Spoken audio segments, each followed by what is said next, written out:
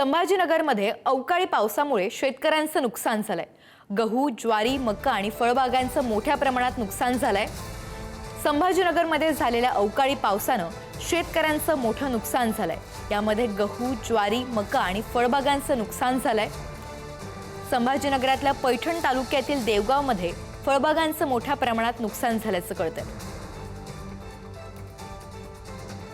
संभाजीनगरमध्ये काल अवकाळी पाऊस झाला, भीषण वारा, वादळ, गारपीट झाली। त्यानंतर मोठ्या प्रमाणात आता शेतकऱ्यांचं नुकसान झालेलं आहे।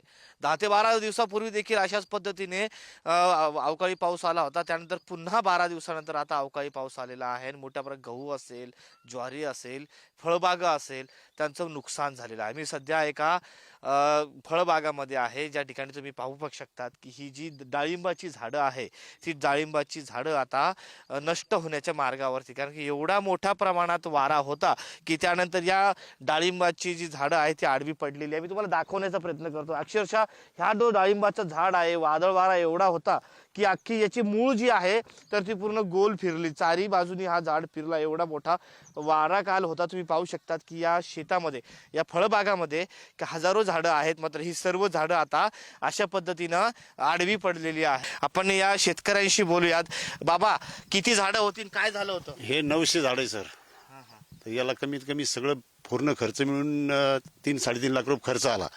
आता आम्ही पूर्ण 4 माणसं रोजानं आहे, 600 रुपये रोज आम्हाला। रात्री इतका पाऊस आणि इतकं वादळ आणि इतकं गारी होत्या का आम्हालाच काय करावं समजेना।